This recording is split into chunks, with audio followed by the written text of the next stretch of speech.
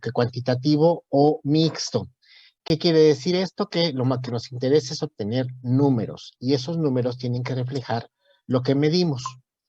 ¿Qué es medir?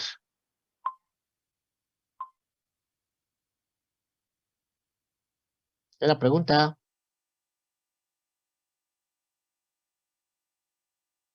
Usar como varias referencias y compararlas, no sé. Ok, pues sí y no, porque al final de cuentas es asignar un valor. Y esa asignación del valor no es aleatoria, sino que está en base a un patrón que se establece con otras comparaciones. Ustedes saben, por ejemplo, que el kilogramo patrón está guardado en París, debajo de una doble campana de cristal, y está hecho de rodio, y creo que lo acaban de actualizar apenas hace cosa de unos meses, ¿sí?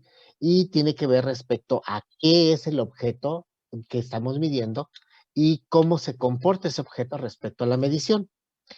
Es a veces medir cosas que son abstractas resulta un poquito más complejo. Por ejemplo, ¿yo cómo mido la alegría?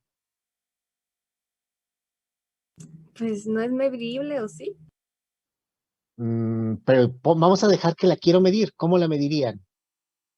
El día de Observando hoy, Como ¿observando qué? No es los El nivel de los gestos satisfacción. faciales. ¿Darle valores? ok, o sea, ya dieron tres opciones que se me parecen interesantes. El primero, dejo que la persona me diga qué tan alegre se siente. Dos, no le pregunto a la persona, pero observo sus rasgos faciales. Tres, le pregunto cómo es su nivel de satisfacción con X, Y o Z situación. Las tres maneras son comparar respecto a una condición diferente, y las tres serían válidas. Aquí el problema es, bueno, ¿con cuál me quedo? ¿Sí? Pues la que se acerque más a lo que yo quiero medir. ¿Sí? ¿Por qué? Porque si yo lo que estoy viendo es cómo manejo la alegría, o qué situaciones me dan alegría, pues no me basta con ver los signos evidentes en su rostro. Tengo que preguntar qué lo hace feliz, qué le da alegría, qué satisfactores le dan alegría. Y entonces esa definición de cómo medir es con la que me voy a quedar.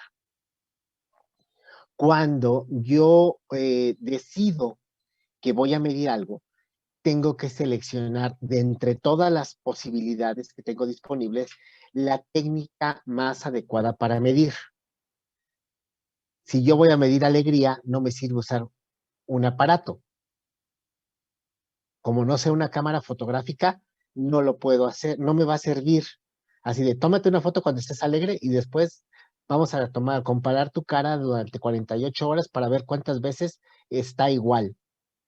Bueno, pues a lo mejor puede funcionar, pero esa técnica, si lo pensamos bien, sale carísimo, ¿no?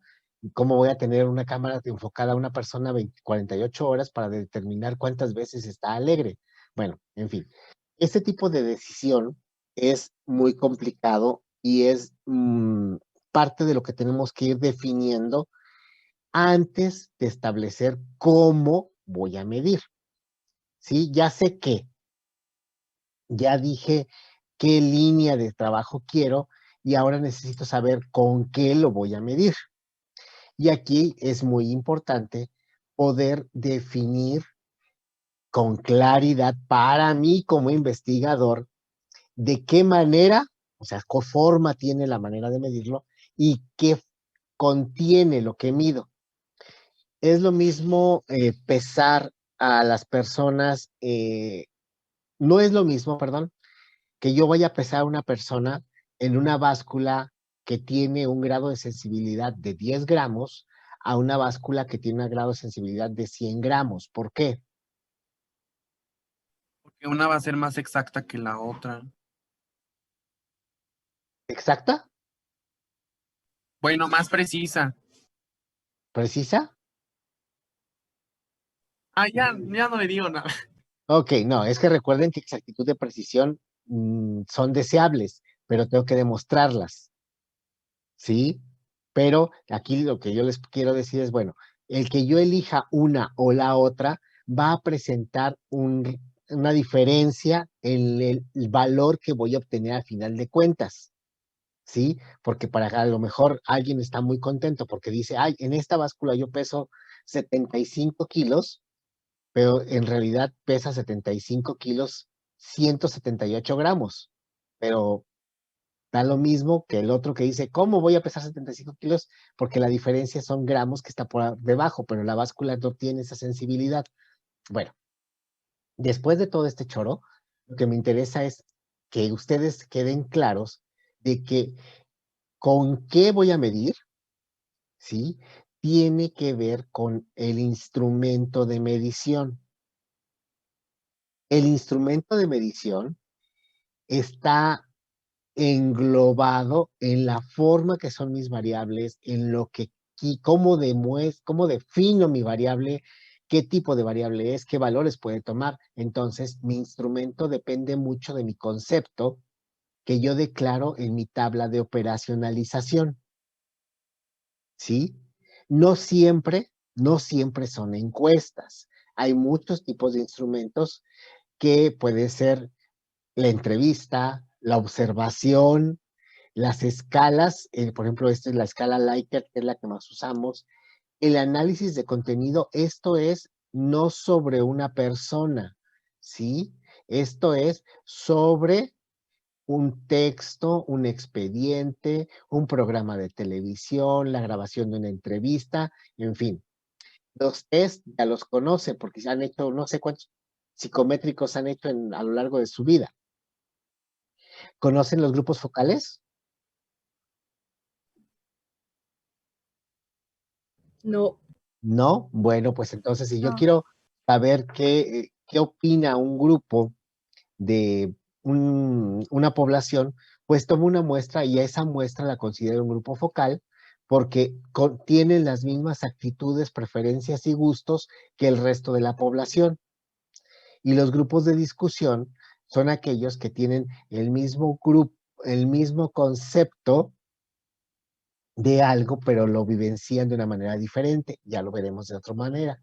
Las pruebas de rendimiento que tienen que ver con actividades físicas, básicamente, o pruebas de velocidad de respuesta, o pruebas de cosas manuales. Es muy popular esa parte. Inventarios, esto a los psicólogos les encanta, por ahí. Las fichas de cotejo, que ustedes las conocen como checklist, que es, ok, tiene esta observación, esta no la tiene, esta sí la tiene, esta la tiene, y al último nada más contabilizo, perdón, mis palomitas o mis tachitas. Los experimentos, cuando mi enfoque lleva una parte experimental y finalmente las técnicas colectivas y pruebas estadísticas, que esto básicamente es después de que obtengo los datos. Pero bueno, también ayuda a saberlo desde el principio. ¿Qué tengo que hacer para poder tener una buena herramienta de recolección de datos? Nada más eso que está ahí. ¿En qué van?